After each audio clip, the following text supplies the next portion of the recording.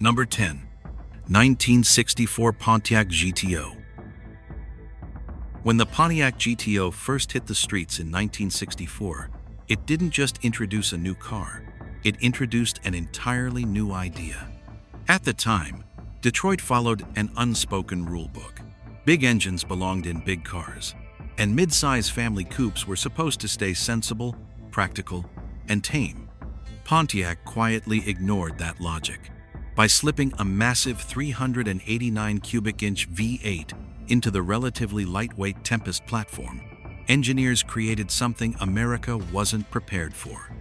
Officially, the GTO produced up to 348 horsepower. But what really shocked people wasn't the number on paper.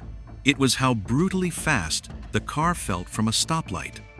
Magazine testers recorded quarter-mile times that embarrassed far more expensive performance cars, and street racers quickly learned that this unassuming Pontiac was anything but ordinary. Almost overnight, the GTO rewrote the rules, proving that speed didn't have to come from luxury or exotic engineering. It could come from a simple formula: a big engine, a light body, and very few compromises. Number 9.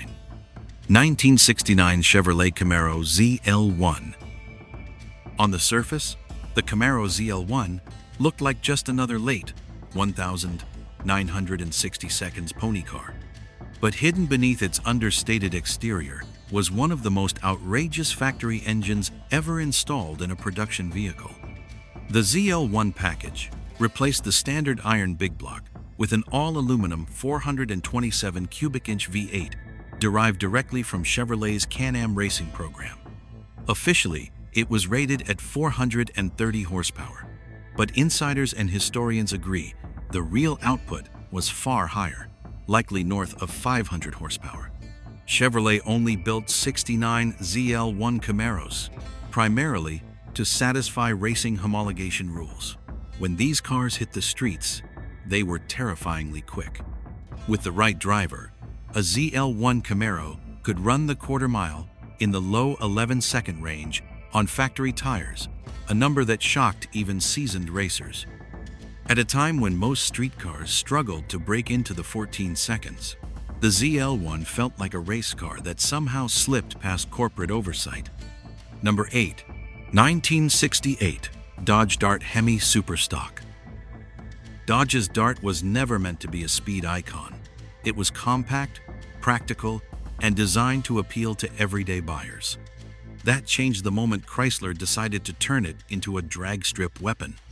For superstock competition, Dodge dropped the legendary 426 Hemi into the Dart's small engine bay, creating a car with an absurd power-to-weight ratio.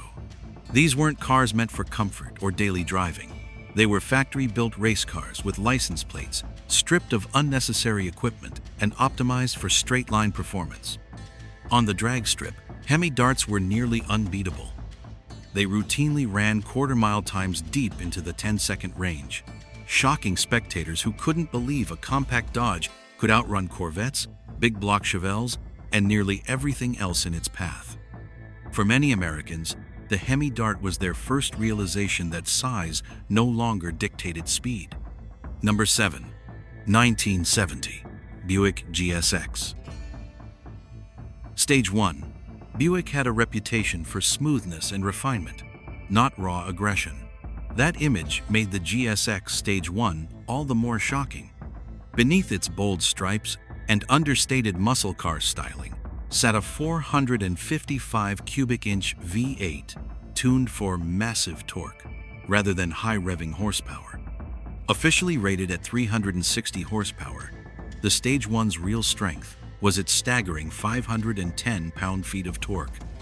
That mountain of low-end power allowed the GSX to launch harder than many of its rivals, producing quarter-mile times that rivaled cars with far more aggressive reputations. Period road tests revealed that the GSX Stage 1 could run neck and neck with Hemi-powered Mopars and big block Chevrolets, leaving many enthusiasts stunned that a Buick, of all things, could be this fast. It was a reminder that speed doesn't always announce itself loudly. Sometimes it arrives quietly and leaves everyone behind. Number 6. 1967 Shelby GT500. When Carroll Shelby took the Mustang and transformed it into the GT500, he created a car that shattered expectations for what a pony car could do. Powered by a 428 cubic inch V8, the GT500 delivered relentless acceleration and a level of performance that pushed the Mustang into an entirely new category. With around 355 horsepower on paper and far more in reality, the GT500 was brutally fast for its time. What shocked America wasn't just its straight-line speed, but the way it combined power with control. This wasn't a crude drag car. It was a refined, yet ferocious machine, capable of humiliating sports cars that cost significantly more. For many drivers, the GT500 was their first experience with a factory-built Mustang that felt genuinely dangerous in the best possible way. Number 5. 1969 Plymouth Roadrunner. At first glance, the Roadrunner looked like a joke. A cartoon mascot, a horn that went beep beep, and an intentionally stripped-down interior didn't exactly scream serious performance. That was the point. Plymouth built the Roadrunner to be affordable, simple, and devastatingly quick. With a 383 cubic inch V8 as standard equipment and the option of the fearsome 426 Hemi, the Roadrunner delivered shocking acceleration at a price almost anyone could justify. Even the base 383 cars were capable of running low 14-second quarter miles, while Hemi-equipped versions dipped into the 11 seconds. The shock wasn't just how fast the Roadrunner was, but how little pretense it had. It proved that muscle cars didn't need luxury or polish to dominate the streets. They just needed power and attitude. Number 4. 1970 Chevrolet Chevelle SS 454 LS6. If there was ever a car built to shock through sheer force, it was the LS6 Chevelle.